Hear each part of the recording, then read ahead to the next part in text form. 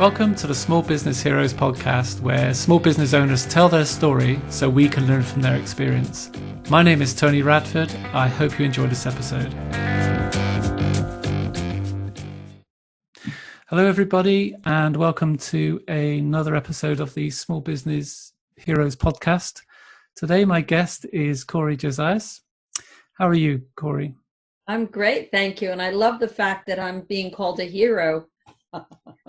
Yeah. How are you, Tony?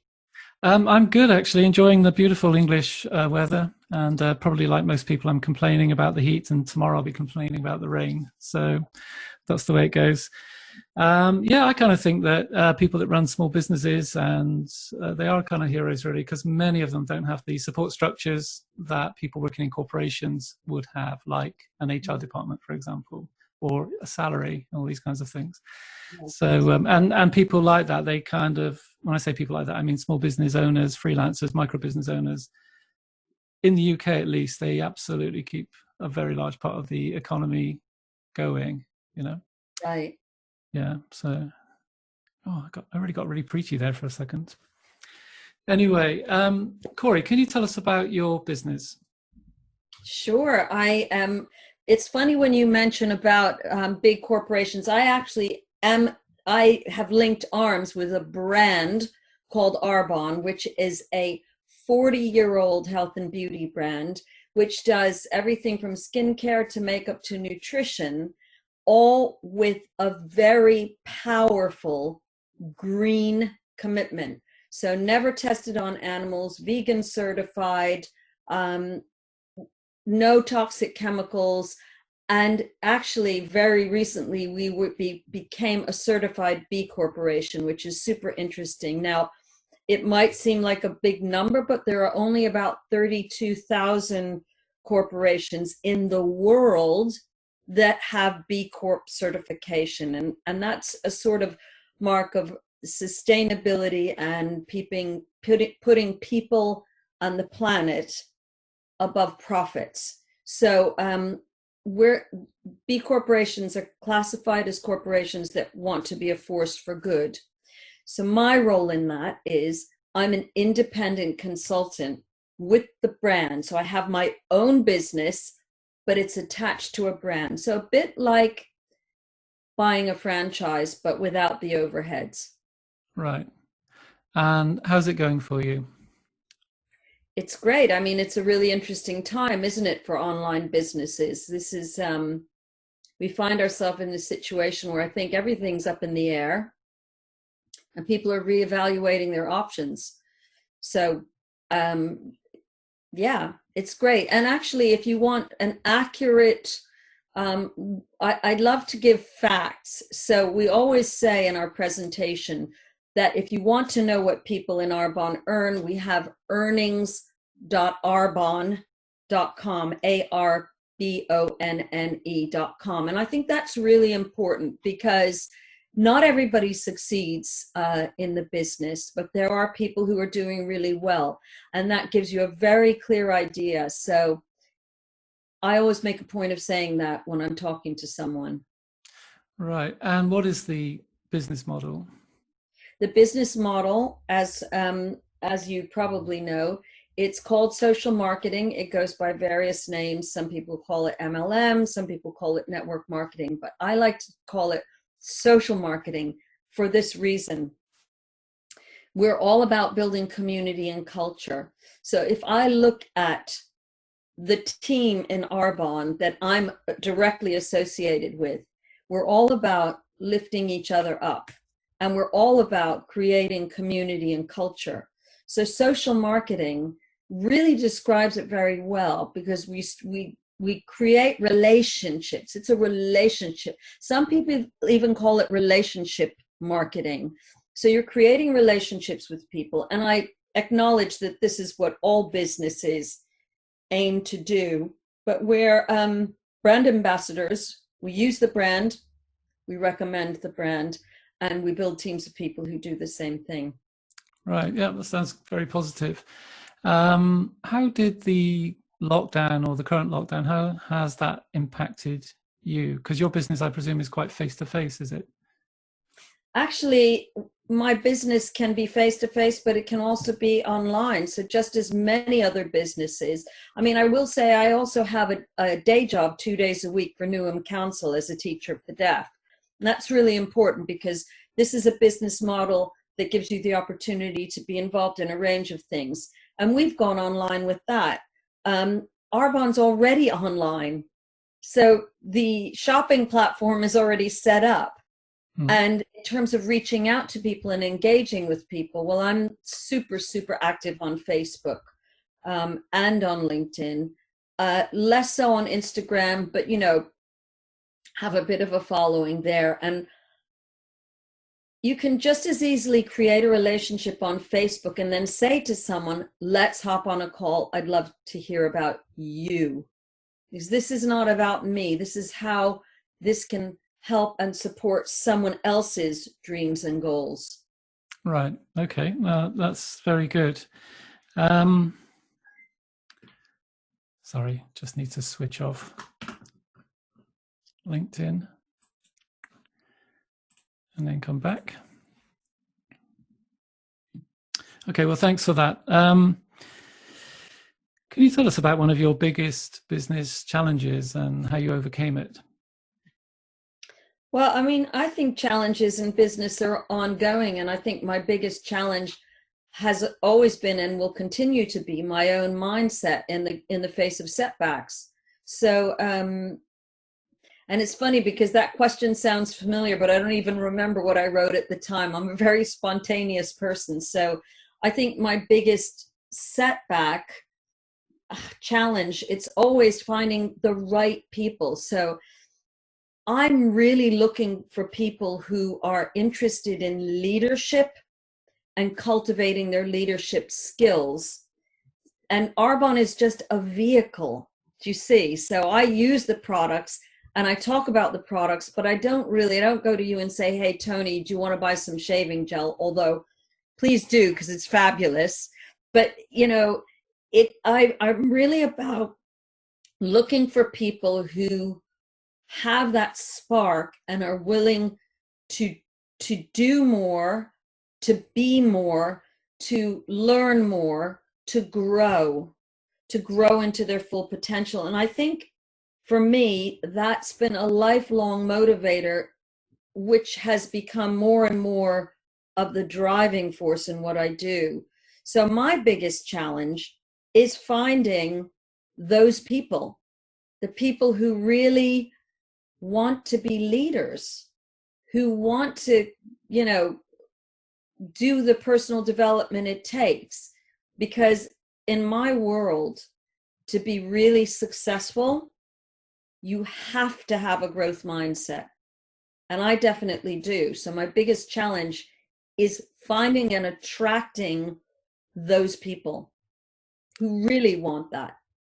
Okay. And are willing to challenge themselves. So setback isn't really, it's just not a word that I use. It's funny when you say setbacks, I can't think of anything because I don't see anything as a setback. I see it as something I need to change or, you know, learn from.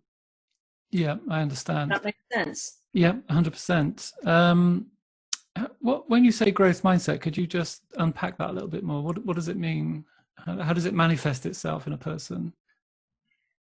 So if you think about yourself, for example, or I think about myself, or you think about anyone, we have this programming that we've had since being very, very young.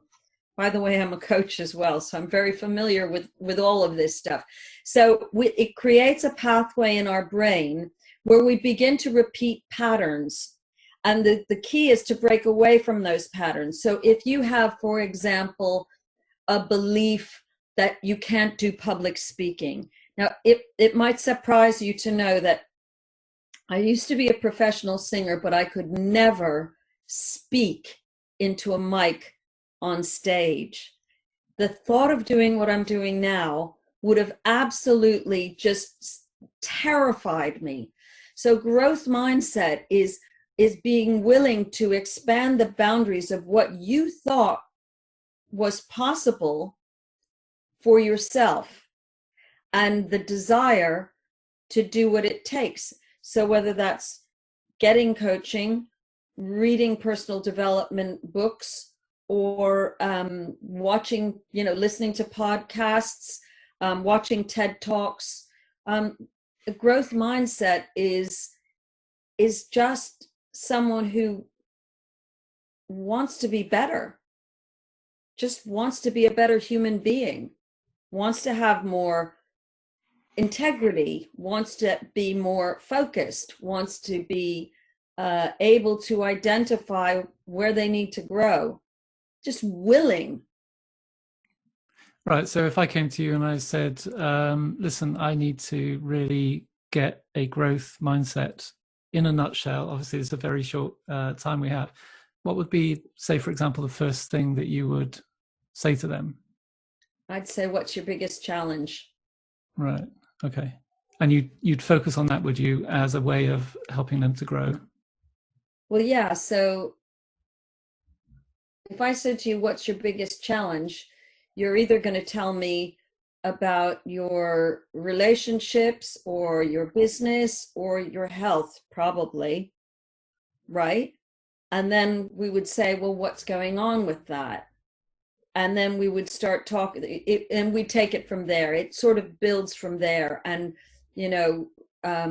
one of the things in personal development is focusing on what you want rather than on what you don't want, and focusing on your vision. I mean, they say that I saw a talk recently by Mel Robbins, who's one of the top, I don't know if you've heard of her, she's one of the top personal development gurus. I think she's the biggest female speaker in America, although you would think Oprah would be. But anyway, she was talking about how all billionaires have this ability to visualize where they want to be before they get there. So that's the kind of thing we would work on. And that's what I'm working on with myself. It's a skill. It's a skill that needs to be learned. I have a coach myself because I believe so strongly in coaching that even though I am a coach, I have a high-level coach who's coaching me. And I also have all the coaching that happens in Arbonne, which is we get that for free. We're the luckiest community in the world. I really believe that. Right. That's very useful, the idea that if you want to grow, face your current biggest challenge. That's very useful information. Thank you for that. What is one thing you wish someone had told you when you started out in business? Oh, it's funny because now you've just reminded me what my biggest challenge is. And this is a real indicator of personality type. I sense that you're a very structure-based person. I'm really, really rubbish at that. I'm a creative. I'm a front of house. You can tell I'm comfortable speaking and all that stuff. But I wish someone had told me, get a system in place, get organized, know where your money's going, know how much money you have, know where you're going to keep your contact lists. And that's still obviously it's something that you help with Proactiv, but the other thing is delegating. So if you're really not good at something and you hate doing it, find someone else to do it. Yes, it will cost you money, but it will cost you more money in the long run if you don't find someone to help you with it. It really will. Because if you believe time is money, that's it. So yeah, no, someone told me that. So I've given you more than one, haven't I? Yeah, but it's all very, very useful stuff. And the thing about Proactiv is that it's actually, the core idea was to help people who don't actually spend effective time every day building their business. They're very focused on product or service delivery. They don't like sales. Sales is kind of an evil thing that shifty people do. And so that idea of, in other CRMs, it's already assumed that when you log in, you've got leads to manage, or you know how to market and all those kinds of things. So we started like that, and that's why we created a feature called Daily Rituals, which is create a couple of things, set aside some time every day, and just plow through and see how you get on. I'll have a look at that. Thank Yeah. you for that. I will say that people get, just to pick up on your point about sales is a dirty word. If you think that, try going out and getting a job, because you have to sell yourself. And I think of sales as a service. I am not going to encourage someone who shops at Superdrug and wants to get the cheapest product possible. With all due respect, got nothing against Superdrug, right market for the right person. But I'm not going to try and sell them Arbonne, because if their priority is to save money, then Arbonne isn't going to be the right fit for them. So it's always about finding the right fit for the right person. And I feel sad for people who think that sales is a dirty word, because for me, nothing could be further from the truth. Yeah, I mean, before we started the project Proactiv, I did market research with about 300 or 400 small businesses, and I asked them what their biggest issues were. One of the biggest ones was sales, don't like sales, you know. The other major one, we did a follow-up as well a bit later. The other one was overwhelm in business, completely overwhelmed, locked, don't know what to do next, all these kinds of issues.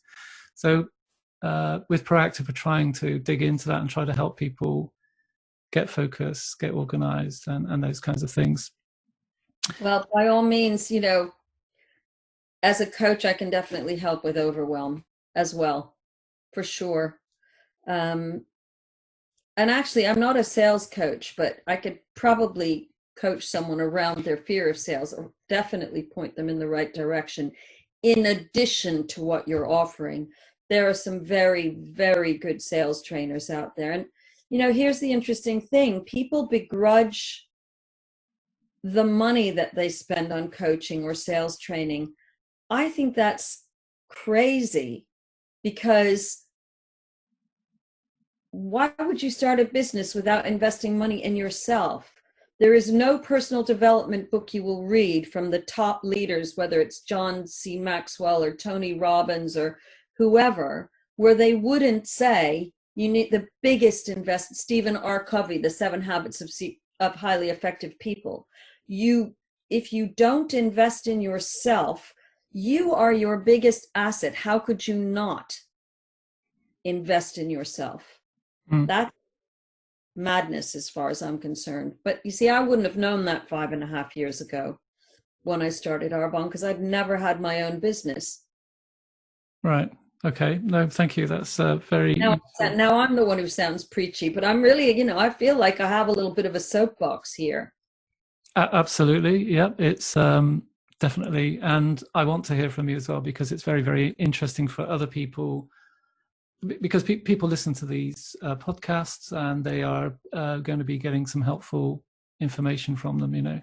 Mm-hmm. So, yeah. What's the next step for you and for your business? Keep looking for those leaders. And for me, in terms of my daily method of operation, it's really to connect with people. And for me, primarily through video and blogging through various social media outlets, given that, you know, there's still not much activity out there. It's the best way to, if someone wanted to know more about me, they only need to go on my Facebook profile and they will see dozens of videos, they'll see blog posts, they'll be able to connect with the person. And I'm all about that. You know, the brand of Arbonne, I absolutely love it. But why would you want to be on my team if you don't like me? So that's my next step, is to build the brand that is Cori. And, you know, Arbonne is the vehicle, but the brand is who we become as a person. So it's just an ongoing process, and also honing focus all the time, isn't it? Yeah, actually, you said, why would you want to be on my team if you don't know anything about me, or words to that effect? And isn't that really what marketing is these days? Much more so than in the past, which was all about interruption and sending messages. Now it's about engagement with a brand, which has to become personalized and full of stories and the process and all this kind of thing. Know, like, and trust. Yeah. And I saw a really interesting, you may have seen it, a really interesting TED talk by Simon Sinek yesterday, talking about how people who, the three circles, I think he calls it the golden circle, with, your what is on the outside, your how, and then your why. And that traditionally marketing has gone what, how, why, but now marketing is going why, how, what. So the why has to be the absolute core. And he said that that's why Apple have done so well, is because they knew they wanted to create the coolest, best packaged, user-friendly, whatever. I don't know exactly what their mission was, but they had a mission. That's the point. Okay, so we're talking about big. I love that word. I'm sorry to interrupt, but I just love that word genius, because you see, you've just helped me solidify, like, I want to help people reveal their genius. That's really what I want to do. Right. Because everybody's got it. Honestly and truly, I believe that. Okay. So thank you for that, Tony. My pleasure. A sort of tactical question. If somebody gave you £500 to spend on marketing, how would you spend that money? Oh boy, how would I spend that money? I don't really know. I mean, I recently was offered to have a one-to-one with someone to create my signature talk. And as you can probably tell from this podcast, I like talking. And I might spend it on that. I might just spend it on that, because I think public speaking is definitely going to be part of my future, for sure. And so that fascinates me. Right. Okay, good. And then just following on for that, can you give us one actionable sales tip? Wow, one actionable sales tip. What you mean, for someone who wants to sell? Yeah, I'm a small business. Build rapport. Okay. Build rapport. Be curious. Be in love with finding out about the other person. Right. Be Okay. in love with finding out about the other person and mean it. So that was about 5 rolled into one. No, that's excellent. No, thank you very much for that, Cori. And also thank you very much for being on our podcast. It was great to talk to you. Thank you for inviting me. My pleasure.